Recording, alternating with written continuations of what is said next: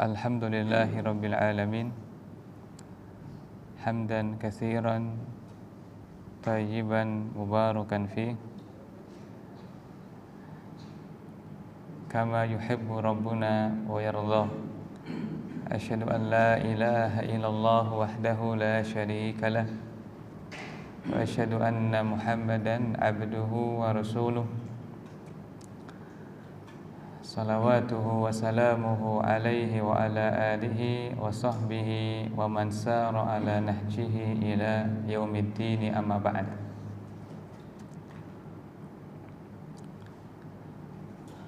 Allahumma inna nas'aluka ilman nafi'a wa rizqan thayyiban mubarakan katsira wa amalan mutaqabbala.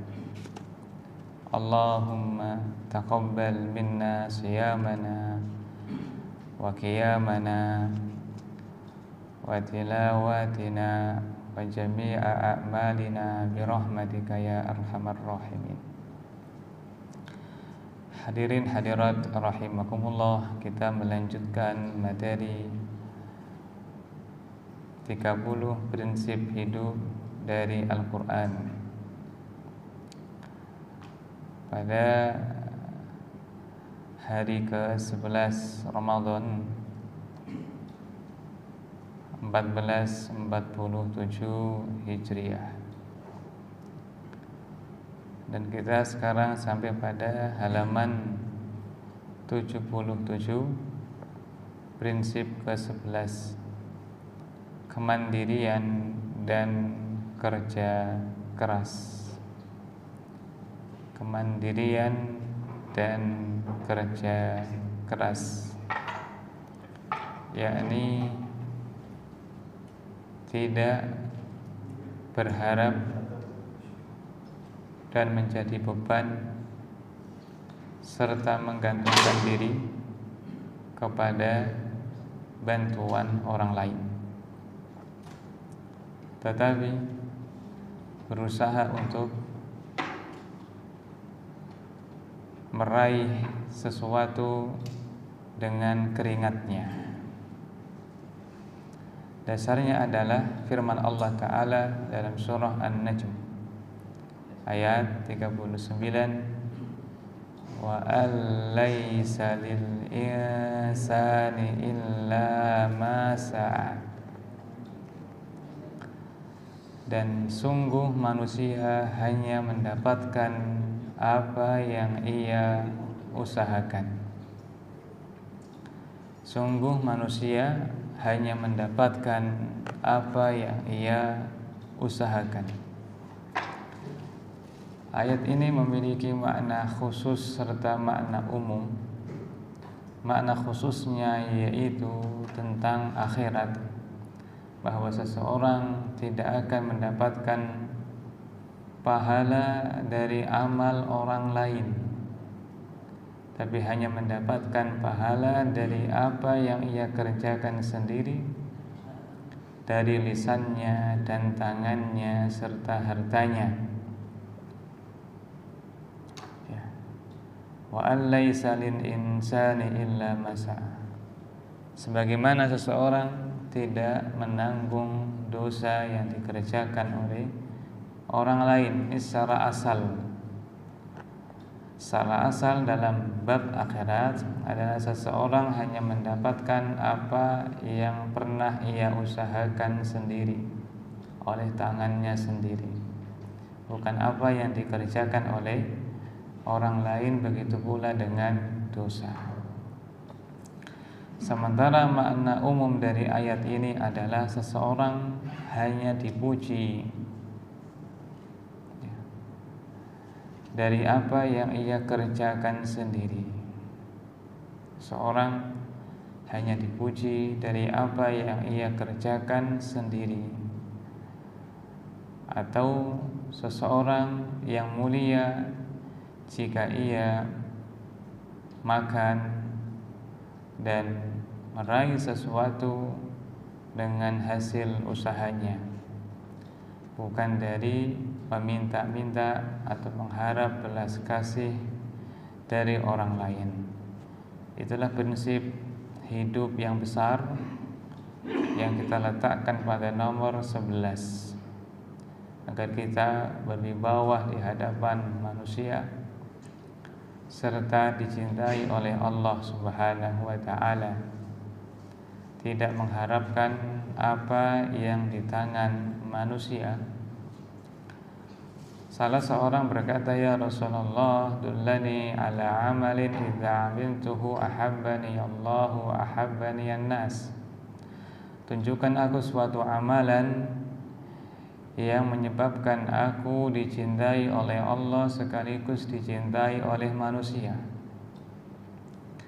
Maka Rasul sallallahu alaihi wasallam bersabda, "Izhad fid dunya yuhibbukallah, wazhad fi ma indan nas yuhibbuk." Zuhudlah kamu di dunia, maka Allah akan mencintaimu. Dan zuhudlah kamu dari apa yang di tangan manusia, niscaya mereka akan mencintaimu. Makna kalimat yang kedua adalah tidak meminta-minta dan tidak banyak berharap pertolongan dari manusia dalam bab dunia tentunya. Karena asal dari manusia itu adalah pelit, sehingga jika ia sering minta kepada mereka, mereka akan jengkel dan marah. Allah berfirman tentang manusia, "Idza massahul khairu manu'a." Jika mereka mendapatkan harta, mereka menahannya, yakni pelit. Sebabnya karena saking cinta berat kepada harta. Kata Allah Ta'ala, "Bal tuhibbunal mala hubban jamma." Bahkan kalian sangat cinta kepada harta, hubban jamma, dengan cinta yang sangat besar. Kata Allah Ta'ala, "Wa innahu lihubbil khairi lasyadid." Dan sungguh ia sangat cinta kepada harta. Di samping sangat cinta kepada harta, mereka juga sangat tamak kepadanya, yakni meskipun telah memilikinya tetap belum puas. Kata Rasul sallallahu alaihi wasallam, "Law kana libni Adam wadiyan min dhahab labtagha thalitha." Seandainya manusia memiliki 2 lembah emas, ia masih menginginkan lembah yang ketiga, dan seterusnya. Mendapatkan lembah yang ketiga, maka dia masih ingin lembah yang keempat, dan seterusnya. Wala yamla'u jawfu bani Adam illa turab. Dan lambungnya anak Adam tidak akan penuh kecuali dengan tanah, yakni tidak akan ada yang bisa memotong ketamakannya kecuali kematian. Untuk itu, maka prinsip yang ke-11 adalah kemandirian. Di samping itu, kerja keras, tidak menggantungkan kepada pemberian dan pertolongan orang lain. Prinsip ke-11 dalam membangun kepribadian unggul adalah kemandirian dan kesungguhan dalam berikhtiar. Seorang pribadi yang unggul tidak menggantungkan nasibnya pada belas kasihan orang lain atau mengharapkan hasil instan tanpa keringat. Ayat ini menegaskan sebuah kaidah keadilan ilahiyah, bahwa hasil yang didapatkan oleh seseorang baik di dunia maupun di akhirat berbanding lurus dengan kadar kesungguhan usahanya setelah takdir Allah tentunya. Kemandirian itu melahirkan kehormatan diri, sedangkan kemalasan hanya melahirkan kehinaan. Dan kaidah ini, yakni wa allaisa lil insani illa ma sa'a, manusia hanya memperoleh apa yang telah ia usahakan, termaktub dalam lembaran suci kitab-kitab umat terdahulu. terutama di lembaran suci Ibrahim dan Musa. Allah berfirman dalam ayat sebelumnya, am lam yunabba bima fi suhufi Musa wa Ibrahim alladhi waffa alla taziru waziratu wizra ukhra wa allaysa lil insani illa ma sa'a. Apakah belum dikabarkan kepada mereka tentang isi dari lembaran miliknya Musa dan Ibrahim, bahwa seseorang tidak akan menanggung dosa orang lain dan seseorang hanya mendapatkan apa yang sudah ia usahakan sendiri. Ini kaidah yang besar terdapat dalam Al-Quran serta disinggung bahwa ia telah ada sebelumnya pada ajarannya Nabi Musa serta Nabi Ibrahim alaihi wassalam. Sementara ayat berikutnya berbicara tentang balasan yang akan dia dapatkan sesuai dengan amalnya. Wa allaysa lil insani illa ma sa'a wa anna sa'yahu sawfa yura thumma yujzahul jazaa'al awfa wa anna ila rabbikal muntaha. Dan usahanya pasti akan diperlihatkan kepadanya dan akan diberikan balasannya secara sempurna kepadanya, dan hanya kepada Allah akan dikembalikan. Man yazra' yahsud. Kata pepatah mengatakan, siapa yang menanam maka dia akan memanen. Inilah prinsip yang ke-11, kemandirian dan kerja keras. Sekarang contoh dalam kehidupan. Mencari nafkah dengan tangan sendiri, yakni dengan cara yang halal, baik halal secara zat pekerjaan maupun halal secara cara mendapatkannya, dan tidak meminta-minta kepada manusia. Berkata penulis, lebih memilih pekerjaan kasar yang halal daripada meminta-minta atau hidup dari belas kasihan orang lain. Rasulullah sallallahu alaihi wasallam bersabda, la an ya'khudha ahadukum hablahu. Sungguh salah seorang di antara kalian mengambil talinya, fayati bi huzmatil hatabi ala dhahrihi fayabi'aha, lalu membawa seikat kayu bakar di atas pundaknya untuk dia jual, fayakuffallahu biha wajhah, yang dengan itu Allah menjaga wajahnya, yakni kehormatannya, khairul lahu min an yas'alan nas, lebih baik daripada meminta manusia. Atauhu au mana'u, yang mana kemungkinannya diberi atau tidak diberi. Hadis ini menunjukkan tentang kemandirian dan menjaga iffah. Iffah artinya kehormatan diri, menjaga diri dari meminta-minta. Karena Islam melarang meminta-minta. Apa hukumnya meminta-minta? Mubah, makruh, ataukah haram? Apa hukumnya meminta-minta? Ya, mubah, boleh-boleh saja. Makruh, yakni enggak berdosa. Atau haram, yakni berdosa. Jawabannya apa? Maka kalau tahu jawabannya, kita bisa menjawab apa hukumnya menjadi pengemis. Hukumnya adalah haram, karena adanya ancaman Nabi bahwa wajahnya tidak berdaging pada hari kiamat. setiap perbuatan yang ada ancamannya di akhirat termasuk kabair, dosa besar. Kata Rasul sallallahu alaihi wasallam, la yazalur rajul yas'aluna an-nasa hatta ya'tiya yaumal qiyamati wa laysa fi wajhihi muz'atu lahmin.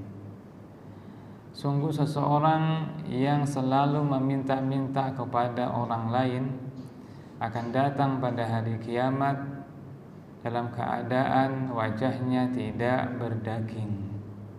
Yakni Allah menghinakan dirinya sebagaimana dirinya dia hinakan sendiri ketika di dunia. Hadis ini menunjukkan termasuk kabair karena adanya ancaman di akhirat. Ini cara kita memahami kabair, dosa besar, dan ia haram. Maka pekerjaan meminta-minta di jalan-jalan adalah haram, tidak boleh didukung maupun tidak boleh diberi. Tidak boleh diberi. Bahkan banyak kasus mereka menjadi kaya raya di kampungnya. Ya, seorang nenek digeledah ternyata menyimpan sekian gram emas di bajunya yang compang-camping. Seorang pengemis diinterogasi, ternyata dia memiliki sawah banyak di kampungnya dari hasil meminta-minta dan berhasil menyekolahkan 2 anaknya ke kedokteran. Ini dari mengamin, meminta-minta. Hukumnya haram, tidak boleh, karena menghinakan dirinya yang telah Allah muliakan dengan iman, dengan Islam. Orang Islam itu mulia, maka tidak boleh menghinakan diri. Wala tahinu wala tahzanu wa antumul a'laun in kuntum mu'minin. Kamu jangan merasa lemah dan terhina, jangan pula merasa sedih, karena kamu adalah orang yang mulia, yang tinggi, karena kamu beriman. Ya. Maka iman itu menjadikan orang mulia di sisi Allah, maka tidak boleh ia hinakan dengan meminta-minta.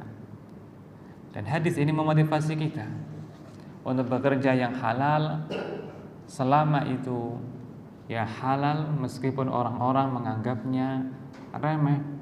Ya, remeh.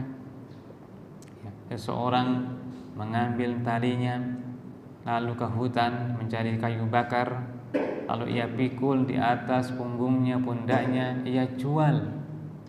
Ini kan perkara yang dianggap remeh oleh manusia, ya. Tapi itu lebih utama daripada meminta-minta, yang terkadang diberi, terkadang juga ditolak. Ya.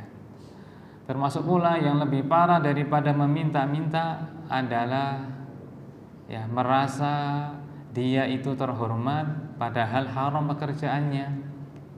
Pakai dasi, pakai sepatu, pakai jas alma mater, jas apa namanya?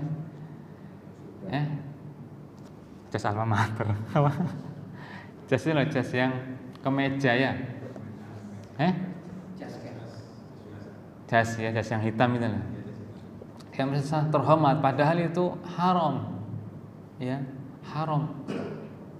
Orang-orang merasa bangga ketika anaknya kerja di tempat demikian, padahal itu haram. Ya.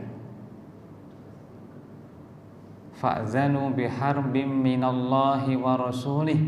Umumkan perang dari Allah dan Rasulnya. Diajak perang oleh Allah dan Rasulnya. Ini malah mentereng merasa dia itu berwibawa dan terhormat padahal ya di tempat yang haram. Ada pula seseorang yang merintis usaha dari bawah sampai besar, banyak karyawannya, merasa terhormat padahal jualan gitar, alat musik. Itu haram, zatnya haram. Berkata Syafi'i rahimahullah, seandainya ada seseorang yang merusak alat musik orang lain, maka tidak wajib menggantinya, karena haram. Beda kalau mematahkan sepeda motor orang, maka mengganti wajib, domin. karena dia barang yang halal. Jual belikan ini, jual beli gitar, jual beli piano, jual beli ma'azif, alat musik. Wa minan nasi may yashtari lahwal hadis liyudilla an sabilillah. Di antara manusia ada yang menjual lahwal hadis untuk menyesatkan manusia dari jalan Allah. Tafsirnya versi Ibnu Mas'ud radhiyallahu an adalah al-ma'azif, alat-alat musik. Ya, buka kursus musik, pendapatannya tinggi, banyak, terhormat di masyarakat, tapi itu sebenarnya bukanlah terhormat secara syar'i. Lebih terhormat orang ini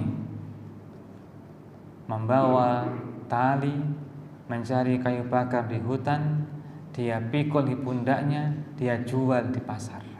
Lebih terhormat, halal, ya, dan bermanfaat bagi manusia. Bermanfaat bagi manusia. Ini orang beriman. Ya. Karena harta itu berat pertanggungjawabannya. Ya.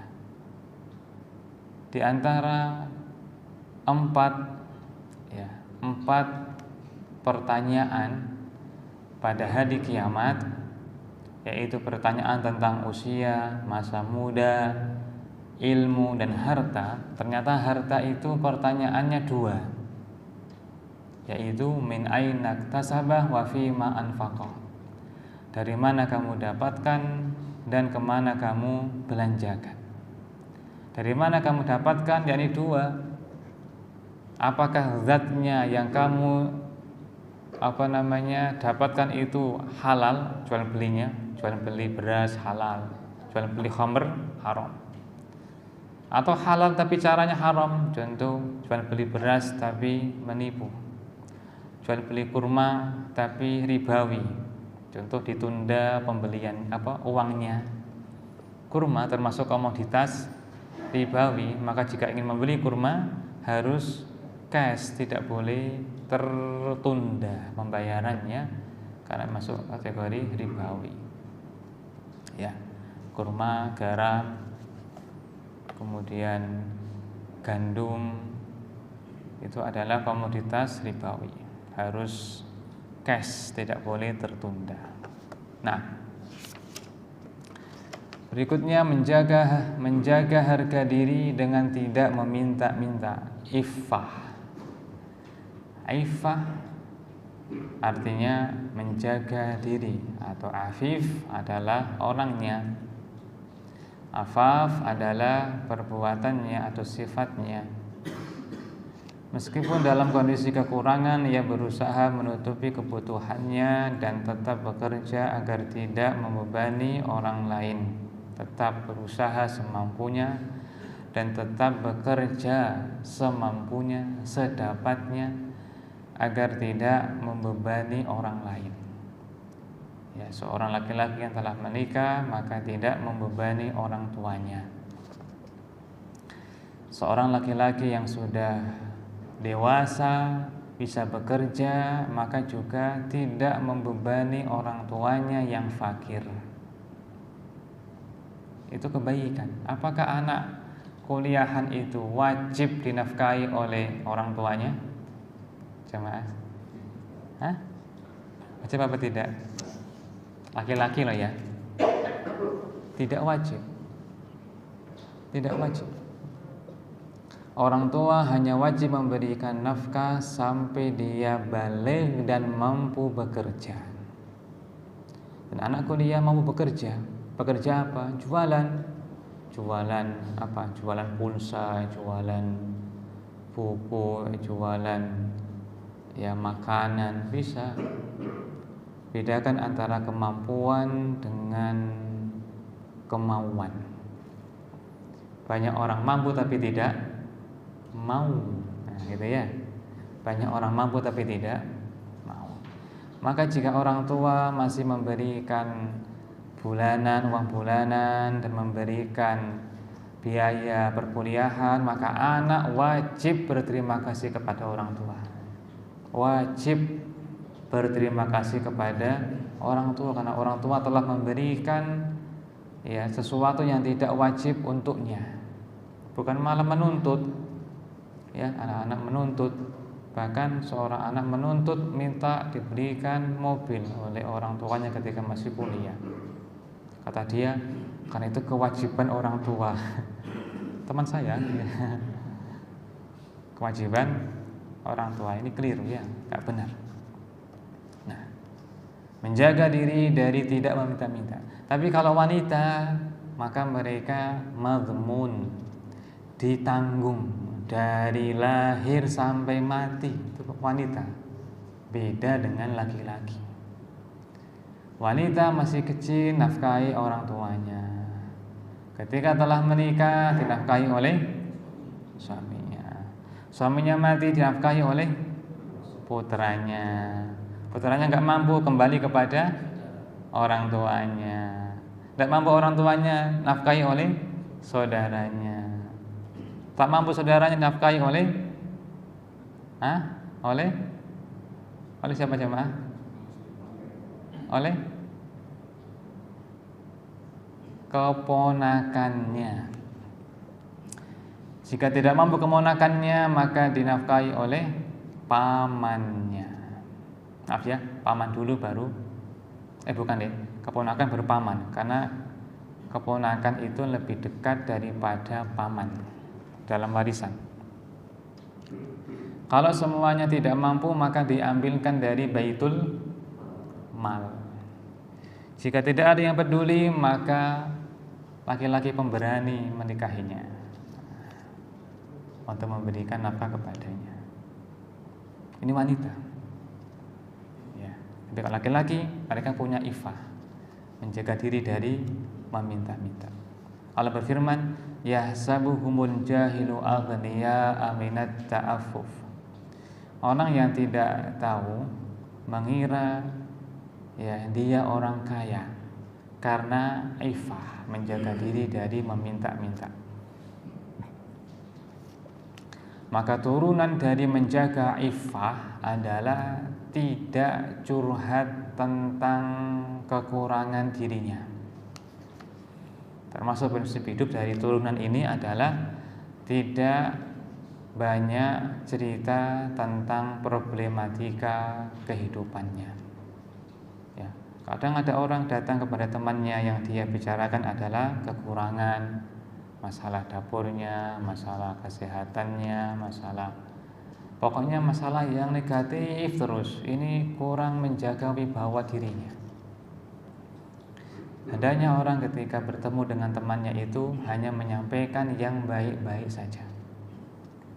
Nikmat yang Allah berikan kepadanya itu ia ceritakan. Wa amma bi ni'mati rabbika fahaddits. Maka terhadap nikmat Rabbmu maka ceritakan yang itu aja. Dikasih Allah kesehatan pada matanya, dikasih anak yang juara, ceritakan ya pekerjaannya atau memiliki pekerjaan, ceritakan. Jangan ceritakan gajinya yang sedikit, jangan. Itu bagian dari ifah, menjaga diri. Ya sabuhumul aghniya aminat ta'affuf. Orang yang jahil, ini orang yang tidak mengetahui hal ihwalnya, mengira dia orang mapan karena ifah, menjaga diri dari meminta-minta serta menampakkan kekurangan. Dan itu juga bagian dari taat adab kepada Allah. Adab kepada Allah. Bahkan itu diantara sebab Allah Ta'ala memberikan tambahan nikmat kepadanya. Itulah syukur. La in syakartum la azidannakum. Jika engkau bersyukur, maka aku akan tambahkan nikmatku kepadamu. Untuk syukur adalah memuji Allah atas nikmatnya. Dia fokus pada nikmat, bukan fokus pada musibah. Itu orang yang bersyukur. Orang yang bersyukur itu sama dengan orang yang sabar pahalanya. Kata Nabi sallallahu alaihi wasallam, ya, at-taimus syakir bimanzilati shaimis sabir. Orang yang makan dengan bersyukur seperti orang yang berpuasa dengan sabar. Ya. Iffah. Kalau bertanya bagaimana caranya agar kita memiliki sifat iffah, cara yang paling pokok adalah berdoa. Karena manusia itu lemah kemauannya, lemah tekadnya, lemah fisiknya, maka dia banyak meminta kepada Allah. Maka di antara doa Nabi SAW adalah meminta iffah. Allahumma inni, ada yang hafal enggak doanya? Meminta kepada Allah iffah, yang artinya, ya Allah, aku meminta kepadamu petunjuk, ketakwaan, iffah dan kecukupan. Apa doanya? Allahumma inni as'alukal huda wat tuqa wal afafa wal ghina. Ya Allah, aku memohon kepadamu petunjuk, yakni ilmu dan amal, ketakwaan, yakni beramal shalih. Ya, berarti petunjuk berupa ilmu, ketakwaan yakni amal shalih, wal afafa, ifah, menjaga diri dari meminta-minta, wal ghina, serta kaya, yakni kaya hati. Kaya hati sinonim dari qanaah, yaitu merasa puas atas pemberian Allah, karena itu sumber kekayaan hakiki. Karena orang yang banyak hartanya tidak menjamin dia merasa kaya. Kadang masih merasa miskin. Ya, gajinya 10 juta, kendaraannya ada, rumahnya ada, tapi merasa kurang. Karena tidak memiliki kekayaan inti, yaitu qanaah, merasa puas atas pemberian Allah. Itulah qanaah. Laisal ghina an kasratil ardi walakinnal ghina ghinan nafsi. Bukanlah kaya itu banyak harta, tapi kaya adalah kaya hati, yakni qanaah tadi dalam doa tadi. Allahumma inni as'alukal huda wat tuqa wal afafa wal ghina. Ya Allah, aku memohon kepadamu petunjuk, ketakwaan, iffah dan kekayaan hati. Ghina, yakni ghinan nafsi. Nah, berikutnya, sungguh-sungguh dalam menekuni keahlian. Ya, ini bagian dari turunan ya. Ketika orang berusaha mandiri, maka dia perlu berusaha mengupgrade skillnya, kemampuannya, agar lebih profesional dan lebih maksimal dalam bekerja. Orang yang bekerja ada dua, satu menggunakan ototnya, yang kedua menggunakan otaknya. Ya, maka manfaatkan otak, yakni skill, kemampuan, ya, meskipun sedikit kerja fisiknya. Itu lebih utama. Ya, lebih utama. Berusaha menjadi ahli di bidangnya agar karyanya bernilai tinggi dan bermanfaat bagi umat. Rasulullah sallallahu alaihi wasallam bersabda, ihris ala ma yanfa'uk wasta'in billahi wala ta'jiz. Artinya bersungguh-sungguhlah dalam hal yang bermanfaat bagimu, dan mintalah tolong kepada Allah dan jangan lemah.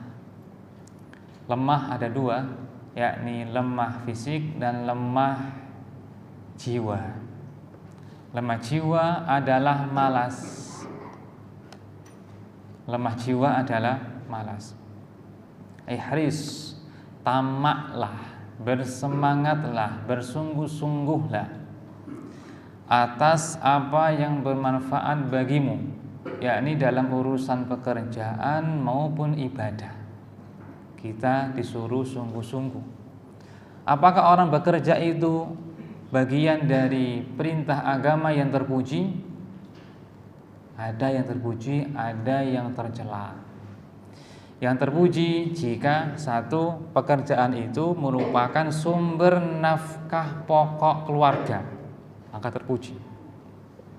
Yang kedua, ya, melebihi dari pokok tadi, tapi dia niatkan untuk akhirat.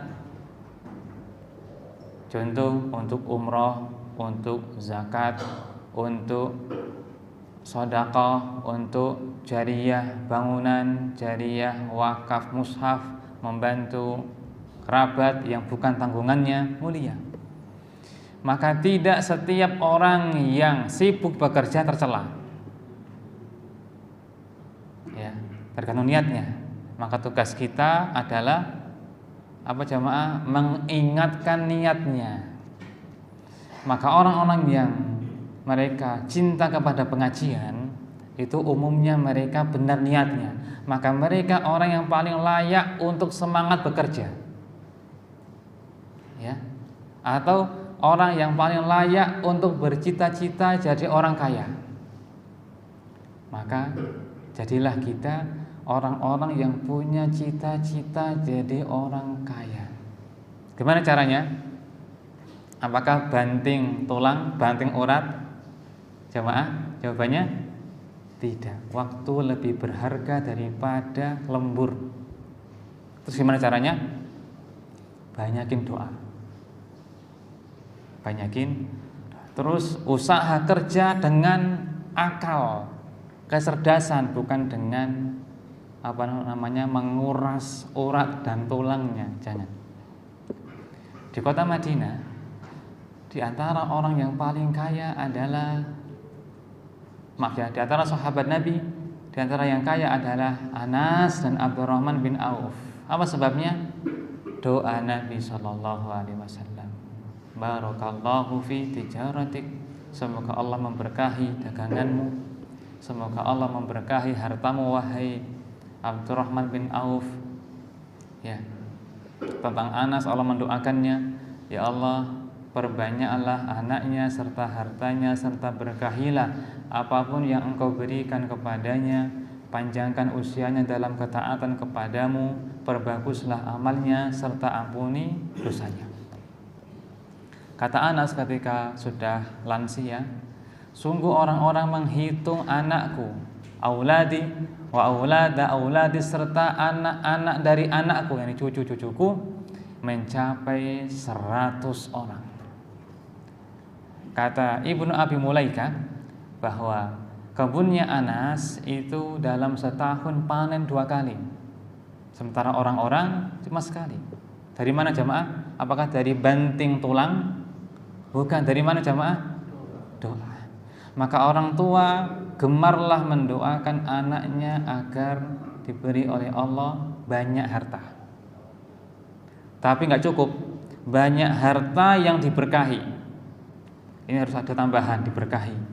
Allahumma aktsir mala auladi wa waladahum wa barik lahum fima razaqtahum. Ya Allah, perbanyaklah harta anak-anakku serta keturunan mereka, terberkahi apapun yang engkau berikan kepada mereka. Itu terpuji jamaah, gak tercela. Andai kan tercela, Nabi tidak akan mendoakan Anas dengan doa tersebut. Ya, tidak mengapa. Ya. Karena anak kita didik di atas sunnah, mereka ngerti gimana cara mengalokasikan harta. Nah, ihris ala ma yanfa'uk. Bersemangatlah kamu dalam apa yang bermanfaat bagimu. Wasta'in billah, minta tolonglah kepada Allah dengan apa? Doa tadi. Dengan doa. Jangankan ibadah. Maaf ya, jangankan pekerjaan, ibadah pun kita diperintahkan untuk meminta tolong kepada Allah. Iyyaka na'budu wa iyyaka nasta'in. Hanya kepadamu kami beribadah, serta hanya kepadamu kami meminta tolong. Yani minta tolong dalam beribadah tadi. Ya. Maka jangan bekerja hanya menggunakan modal gelar, modal uang atau modal uang ya, atau mungkin menggunakan atau lebih percaya kepada jaringan, kepada lebih awal buka lapak, tidak. Tapi perbanyaklah doa, kemudian bekerjalah dengan totalitas tapi tidak banting tulang. Banting tulang hanya untuk majelis ilmu dan ibadah. Karena waktu lebih berharga daripada emas. Tiap menitnya ini menentukan nasib kita di akhirat.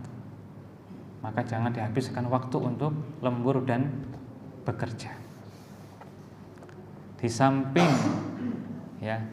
samping rizki, kekayaan sudah Allah tetapkan.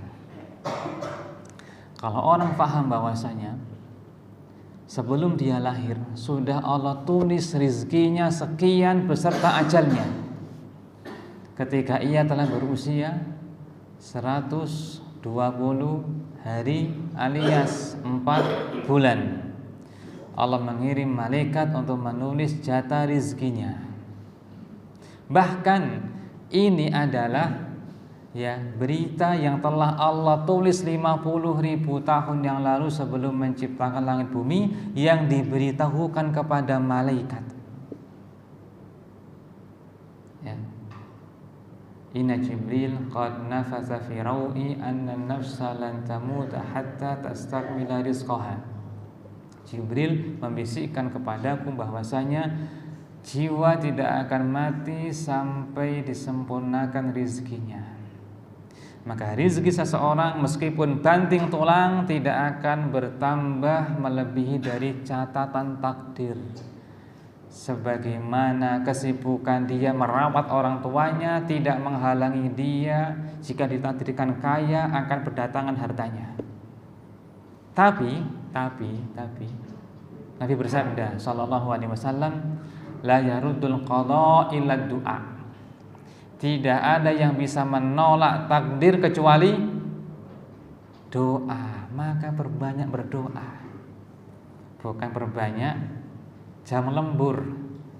Saya ulang.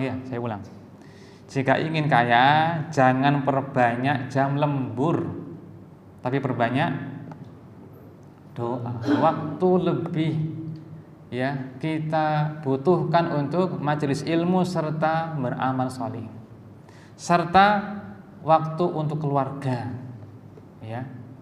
Kita punya hak untuk rehat, untuk sama anak, sama istri berkunjung dan seterusnya, bukan untuk lembur. Nah, Allahu a'lam. Baik, berikutnya menolak mentalitas aji mumpung atau mengandalkan koneksi, yakni memilih untuk membuktikan kualitas diri melalui kerja nyata daripada mencari jalan pintas melalui bantuan orang dalam yang tidak dibenarkan. Allah berfirman, fa iza azamta fatawakkal 'ala Allah.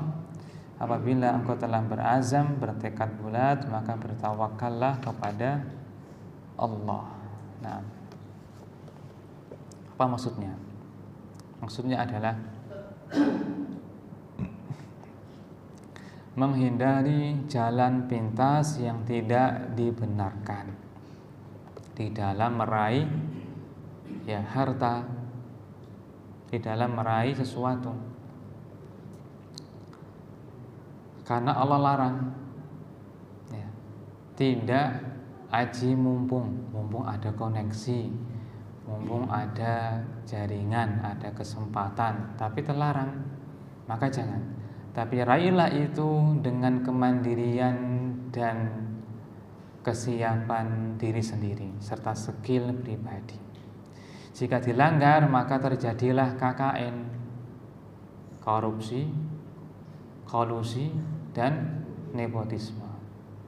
Korupsi adalah penyalahgunaan kekuasaan untuk mendapatkan kepentingan pribadi.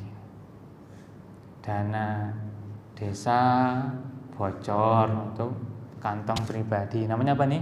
korupsi. Kalau kolusi yakni kerjasama untuk meraih sesuatu ya dengan memanfaatkan jabatan. Contoh bermain proyek tender, ya kan? Sudah presentasi banyak yang calonnya tapi sudah dikong kali kong sama temannya itu. Nanti kamu yang menang. Namanya kolusi. Haram. Nepotisme, memanfaatkan jabatan untuk mengangkat orang yang tidak kredibel. Mentang-mentang kenalan atau ya kerabat. Ini bisa merusak ya keadilan, merusak ekonomi negara, dan juga merugikan banyak orang. Ya, ini KKN yang diberantas oleh penguasa, kita perlu untuk mendukungnya.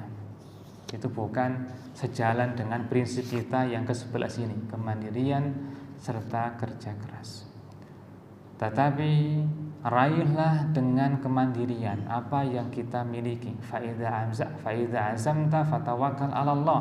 Jika engkau memiliki azam, tekad yang kuat, maka majulah, kerjakanlah semampu kamu dengan cara yang lurus dan bertawakallah kepada Allah. Artinya pasrahlah hasilnya itu yang terbaik darimu ya, dari Allah Subhanahu wa taala. Allahu a'lam. Masih banyak. Ya, silakan jika ada pertanyaan, persilakan. Silakan.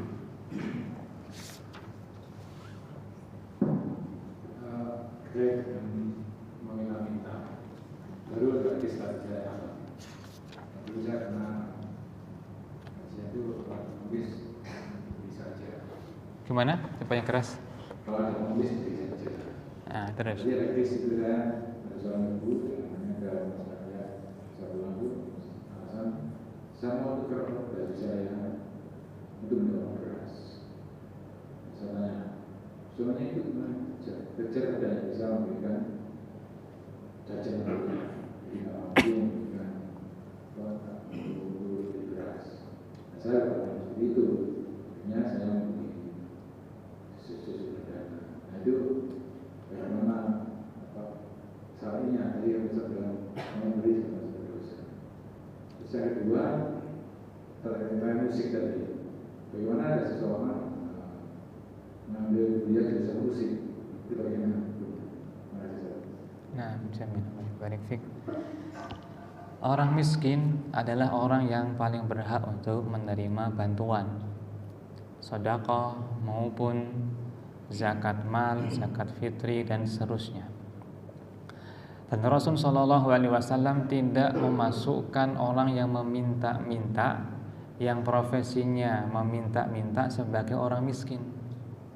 Laisal miskin, bukanlah orang miskin, orang yang berkeliling manusia meminta-minta untuk diberi sebutir kurma atau 2 butir.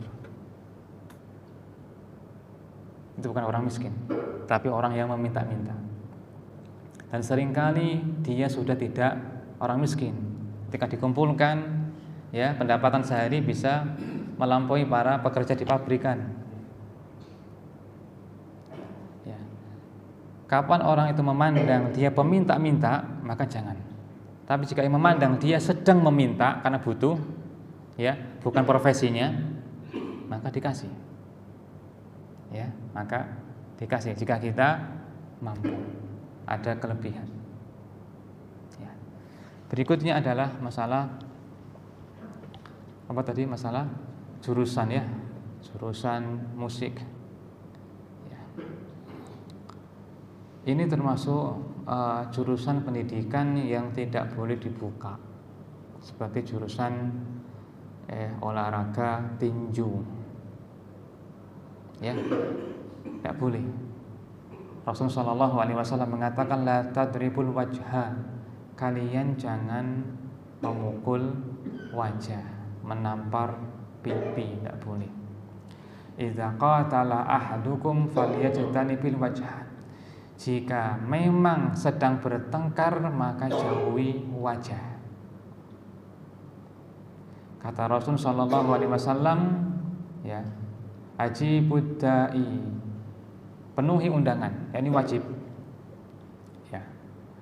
Wala tadribul muslimin, dan jangan pukul orang-orang Islam, yakni di wajahnya. Ya, yakni di wajahnya. Wajah termasuk anggota tubuh yang dimuliakan oleh Allah, tidak boleh dipukul meskipun dalam perlombaan. Maka tinju hukumnya haram, belajarnya haram, prakteknya haram, hadiahnya haram, yang nonton juga haram, tidak boleh. Pendukungnya juga haram, maka tidak boleh semua. Menyakiti fisik itu, ya, menyakiti fisik. Ada seorang sahabat Nabi radhiyallahu an, namanya Muawiyah ibnul Hakam. Dia punya budak perempuan, disuruh jaga kambing-kambingnya. Terus satu kambingnya digondol serigala, marah majikannya. Karena marah ditampar pipinya sampai membekas.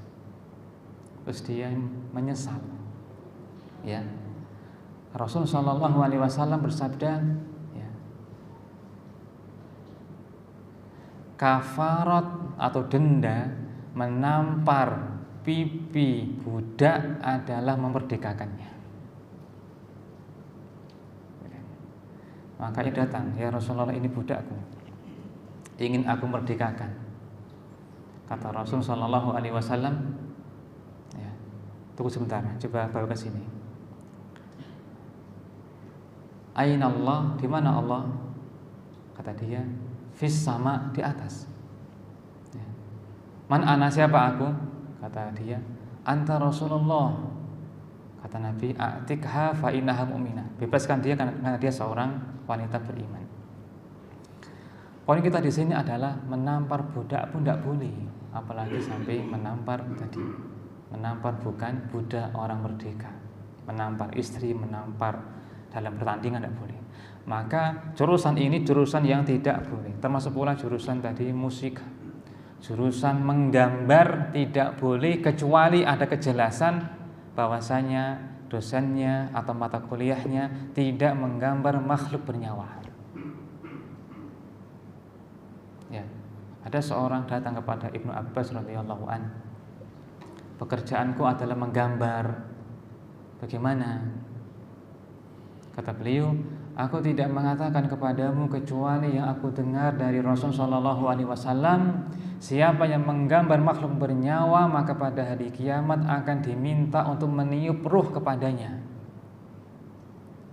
Ya. Maka orang ini sedih. Kata Ibnu Abbas, jika engkau tidak bisa meninggalkan pekerjaanmu, maka silahkan menggambar selain makhluk bernyawa, seperti pepohonan, bangunan, ya, semisalnya. Demikian jemaah. Nah, Allahu a'lam. Yang lain silakan. Ya, silakan.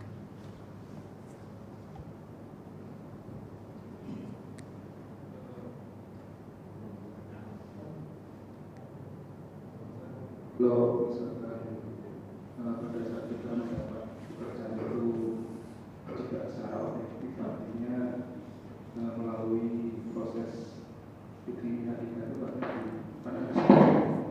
karena kita nyokok misalkan terus biar masuk ke instansi tersebut, kemudian hukumnya gimana? Yang pasti kan untuk nyokok ini kan hukumnya haram. Tapi saya pernah mendengar suatu kajian kalau selama yang bersangkutan itu kompetensinya memang mampu untuk lawan tersebut, dianggap gaji tiap bulannya itu bukan gaji haram. Artinya sekarangnya hanya pada saat dosanya itu pada saat yang bersangkutan nyokot di awal. Tapi gaji yang tiap bulan dia terima itu tidak ada masalah selama yang bersangkutan bisa melakukan pekerjaan itu. Apakah seperti itu benar atau gimana? Nah, Syekh bin Baz rahimahullah ditanya tentang seseorang yang curang dalam mendapatkan ijazah. Lalu dia gunakan ijazah itu untuk melamar pekerjaan. Apakah gaji dia haram? Kata beliau rahimahullah, ya, gaji dia halal selama dia bekerja sesuai dengan skillnya, kemampuannya. Yang haram adalah dia curang dalam mendapatkan ijazah. Nah, Allahu a'lam. Silakan. Tadi masalah wajah ya, wajah. Bagaimana dengan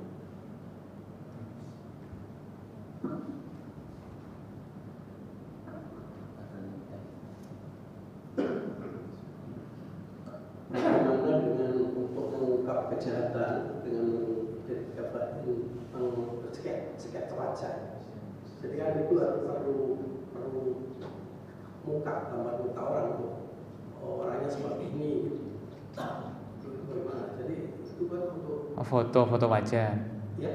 Foto wajah. Foto atau kamu memukul? Bukan, maksud saya menggambar.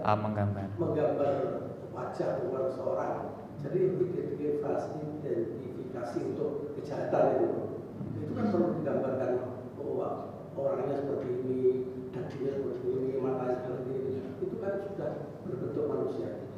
Mas? Saya tidak tahu. Yang ingin saya koreksi adalah memukul orang yang diinterogasi. Tidak boleh. Ya kan? Tidak boleh memukul orang. Orang yang salah tidak boleh dipukul. Nabi SAW jika memutuskan perkara maka dengan bukti. Ya. Jika ada bukti maka dia perkaranya diputuskan. Dan Nabi memberikan ancaman, bukan dengan dipukul. Contoh ancaman beliau adalah, mungkin ada dua orang yang datang kepadaku bersengketa, terus aku berikan haknya kepada yang pintar ngomong. Siapa yang mengambil hak saudaranya dengan cara yang haram, maka dia telah mengambil sepotong dari api neraka. Gitu diancam, bukan dipukul. Kadang juga yang dipukul itu karena pesanan, agar ngaku ngomong agar yang sebelahnya itu bebas dari tuduhan. Tak boleh. Semuanya akan Allah adili.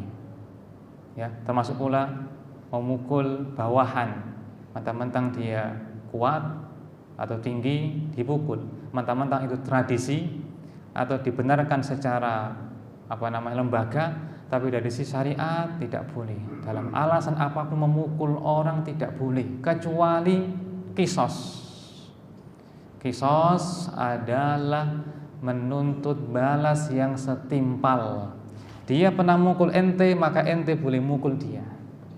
Tapi jika pukulan ente 2 kali lipatnya, maka yang tambahan itu dosa bagi ente. Itu tiba-tiba dipukul, ditonjok, ya kan, atas nama latihan dan sebagainya. Ini apa? Ya. Para sahabat Nabi adalah orang-orang yang kuat, tegar jiwanya seperti gunung. Apakah Nabi pernah memukul mereka? Tidak. Bahkan Nabi sebelum wafat mengumpulkan para sahabatnya berdiri, berbaris. Siapa yang dulu pernah aku pukul tanpa sengaja, silakan kisos saya. Ya. Datang orang, saya wahai Rasulullah. Ya datang. Nabi silakan pukul saya. Tadi ya Rasulullah, saat itu saya nggak pakai pakaian, nggak pakai baju, Nabi melepas bajunya. Saya memeluk Nabi SAW. Dia hanya ingin memeluk kulitnya kepada kulit Nabi SAW. Nabi faham bahwasanya orang yang memukul itu akan ada kisosnya pada hari kiamat. Maka sekarang di dunia Nabi ingin membebaskan dirinya. Terus ini bagaimana? Atas nama latihan, nama apa, dipukul, ditonjok, kadang sampai mati. Subhanallah.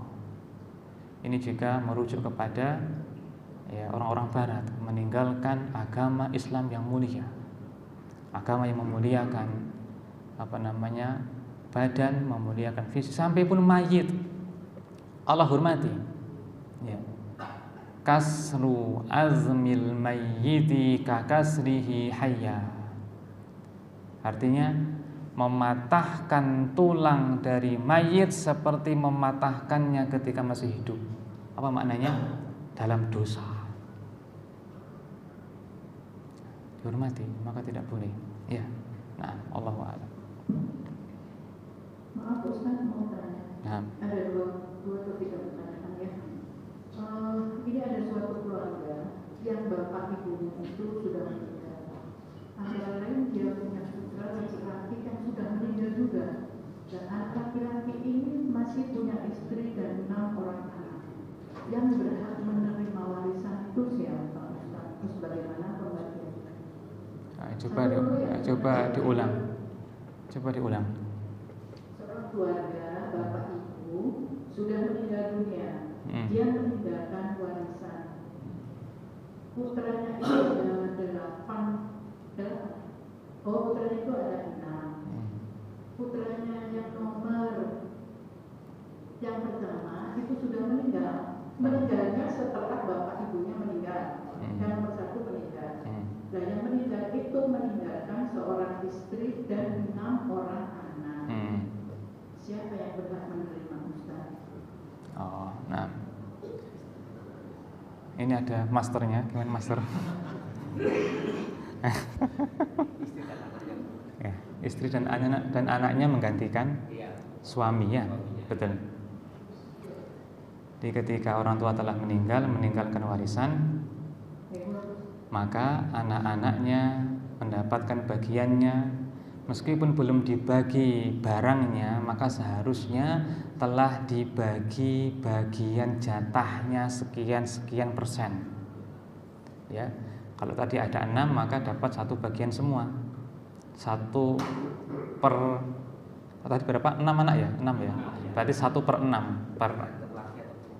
Kalau semuanya laki-laki berarti 1 per 6, ya kan? Yang meninggal itu masih meninggalkan seorang istri. Nah, ada istrinya dan 1 per 6 ini nanti dibagi untuk yang ia tinggalkan, yakni anak dan istrinya.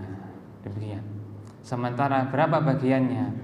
Anak dan istri bisa buka situs e-waris. Situs e-waris yang telah dapat rekomendasi dari Dr. Firanda Andrija. Bisa dicek nanti bagiannya berapa. Nah, yang kedua ya Ustaz. Nah, silakan. Tadi Ustaz menjelaskan, anak belum paham Ustaz. Bisa diulangi ya Ustaz mengenai apa tadi riba ya, penjualan dan pembelian kurma dan apa itu garam ya kalau nggak salah antara lain. Itu maksudnya garam apa Ustaz? Dan bagaimana itu pembelian kurma? Karena kita biasanya kalau menjual kurma itu kan orangnya yang transfer dulu atau kita yang kirim dulu itu termasuk yang dijelaskan Ustaz tadi riba. Bagaimana Ustaz penjelasannya? Dan satu lagi ya Ustaz. Ya. Sebentar, saya tak izin dulu ke takmir. Gimana takmir? Boleh? Ya, baik.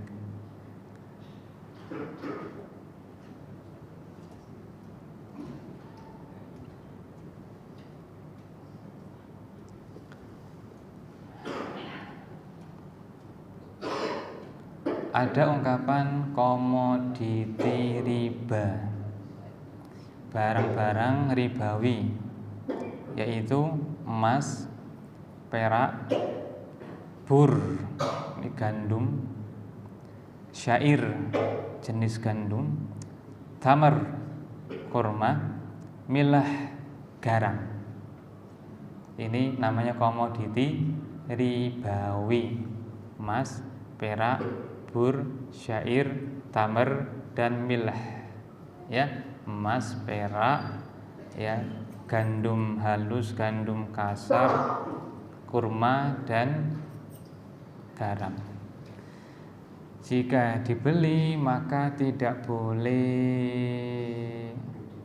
kredit, harus tunai, artinya ya dan biadin, serah terima langsung. Jika ada tempo maka jatuh riba nasi'ah. Riba karena ada penundaan pembayaran. Itu maksudnya. Jelas? Terus solusinya bagaimana, Ustaz? Kita kan jualan Solusinya bisa COD. COD adalah termasuk kontan karena kurir itu sebagai wakil dari penjual. Wakil itu boleh. COD termasuk jual beli kontan, yadan biyadin. Nah, kalau pakai kurir itu uangnya dikasihkan kurirnya gitu, Ustaz. Iya, COD kan? COD apa itu? Cash on delivery. Ya. Maksudnya garam itu garam apa? Garam dapur, garam Garam apa ya? Garam dapur lah mungkin. Yang saya tahu garam itu untuk dapur. Ya. Satu lagi ya, Ustaz. Oke, silakan. Tadi Ustaz mengatakan bahwa kita tidak boleh menggambar hewan yang bernyawa, makhluk maksudnya. Bagaimana caranya kita mengenalkan kepada anak-anak cucu ya, kalau anak itu binatang ayam atau itu harimau atau apa ya tidak melulu dengan pemandangan dan pohon gitu. Kadang-kadang kan seperti ini hewan-hewan itu dikenalkan gitu, Ustaz. Terus kita biasanya juga mewarnai itu. Nah, mewarnai itu kan kita harus beli bukunya yang gambar-gambarnya hewan, Ustaz. Solusinya bagaimana, Ustaz? Baik. Solusi yang pertama mengajak mereka ke KBS, Kebun Binatang Surabaya. Solusi yang kedua adalah bagi anak-anak ada rukhsah, ada keringanan untuk gambar. Untuk anak-anak ada keringanan, ini anak-anak yang belum balik untuk belajar atau untuk bermain maka diperbolehkan. Yang ketiga, tidak termasuk larangan adalah foto asli, bukan dari gambar tangan. Jepret, pakai kamera atau video itu boleh. Menurut pendapat yang dikuatkan oleh para ulama di Arab Saudi seperti Syekh Fauzan, Syekh Abdul Muhsin dan lain sebagainya, bahwasanya jepretan foto itu boleh karena dikiaskan dengan cermin. Bercermin dengan kaca, bercermin dengan air itu boleh. Ya. Berikutnya bahwasanya makhluk bernyawa jika lehernya sudah terputus maka telah hilang larangannya. Atau kepalanya tidak ada fitur muka, tidak ada matanya, tidak ada hidungnya, tidak ada mulutnya. Apakah ada manusia tanpa hidung? Nggak ada. Itu boleh. Banyak solusi. Nah, demikian, semoga bermanfaat. Allahumma shalli wa sallim ala nabiyyina Muhammad wa fiikum barakallah. Wassalamualaikum warahmatullahi wabarakatuh.